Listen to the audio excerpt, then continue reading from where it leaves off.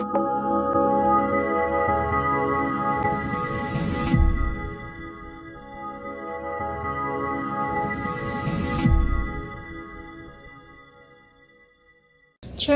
History.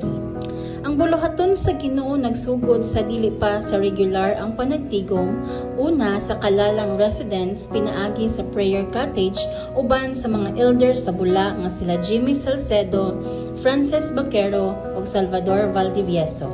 Nagsugod kini pinaagi sa 5 ka pamilya.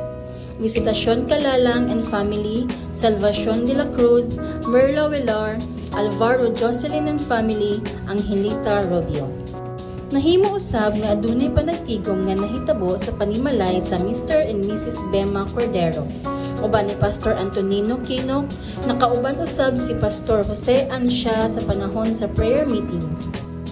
Dihang nabalhin ang panagtigom sa panimalay sa Alvaro, ang Ginoo nagpadala og magbubuhat pinaagi kay Reverend Antonio Gonzales na himong si Pastor Eli Navasquez. Nakahimo og usa ka evangelistic crusade sa Palengke Plaza, Lavos Fatima ug adunay nadugang nga mga pamilya nga mao ang Insular Family, Lanado Family, Galaranan Family, Wow Family, Bahe Family, Macariola Family.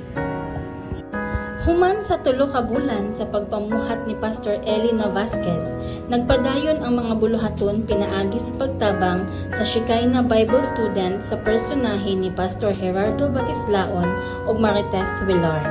Sa tuig 1994 to 1996 sa ilang pagpamuhat, nakahimo og DVBS, visitations, Bible studies, feeding program, Children Outreach Ministry ug nay mga lawas nga nahimong daghan na ang mga Kristohanon nga nagatigom.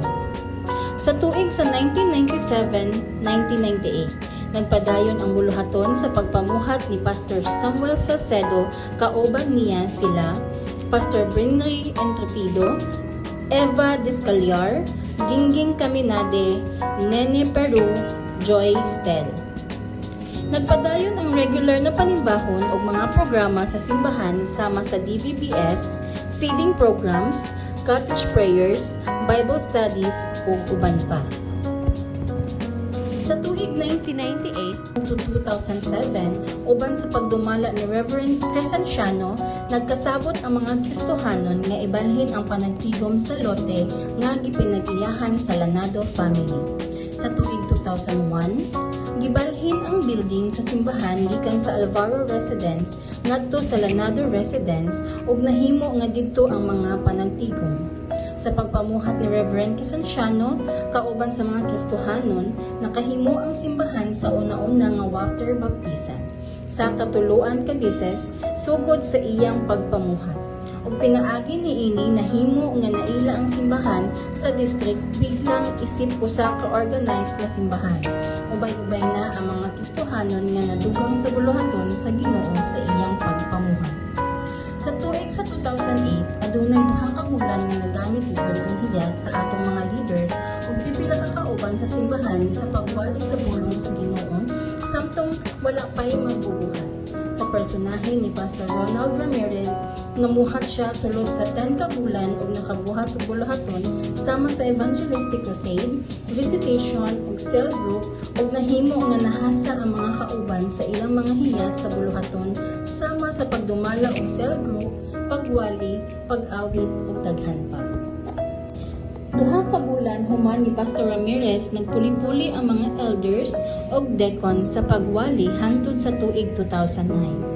Diri nakaplano ang church board nga mag-request og magbubuhat sa district pinaagi sa prayer and fasting.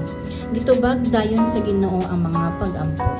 Gipadala sa Ginoo ang magbubuhat gikan sa district sa personahe ni Pastor Haziel Ray Dayo sa bulan sa Hulyo pitsa 5 tuig 2009 ug pagka Hulyo pitsa 12 tuig sa 2009. Si Reverend Benedicto Barnuevo ang nag-install kay Pastor Haziel Ray Dayo isip usa ka residence pastor sa simbahan. Niining kahigayuna, nagpadayon ang buluhaton sa Lanado Residence sa 3 ka tuig. tuig 2012, uban sa pagdumala ni Pastor Hazel Ray Dayo, nagampo ang congregation nga makaangkon ang simbahan sa iyang kaugalingong lote.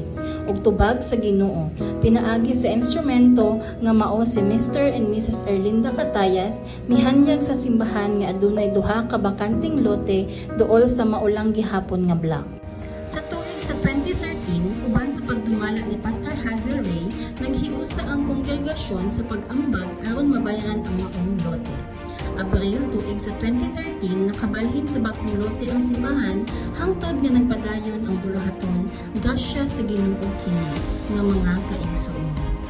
Ang mga pamilya atong nakauban: Alvaro Artemio family, Alvaro Alan family, Alvaro Loida family, Angulo family, Aspera family, Abrigana family, Bacos family, Bacalangco family, Balakwit family, Basa Robert family, Kalalang family, Kalaki Shane, Catayas Jose family, Catayas Jason family, Cabrera family, Capero family, Custodio family, Dato Miles and Angeline, De La Cruz family, De Malon Brothers family, De Vera Hale, Vidal family, Intino Hazel May, Española family, Guiñares family, Gonzales family, Gozo Ramil, Grosio family, Grosio Natividad family,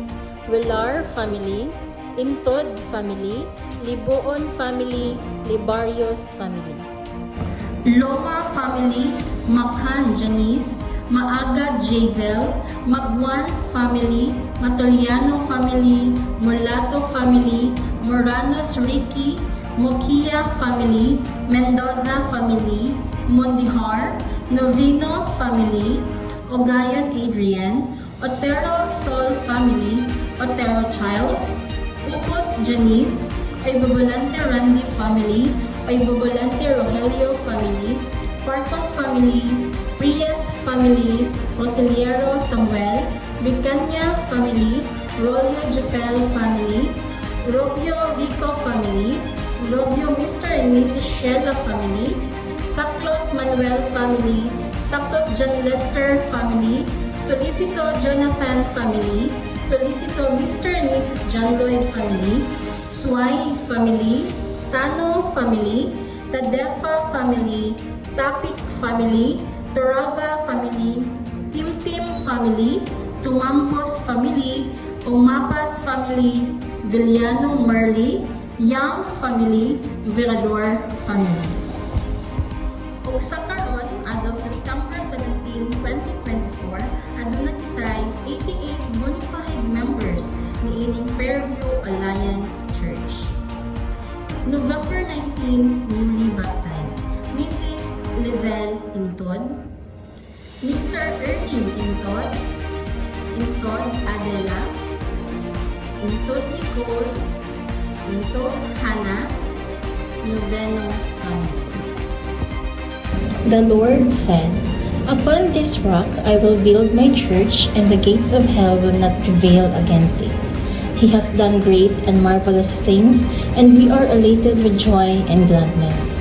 Over the years, the Lord has given us sound doctrines, wisdom, power, and love.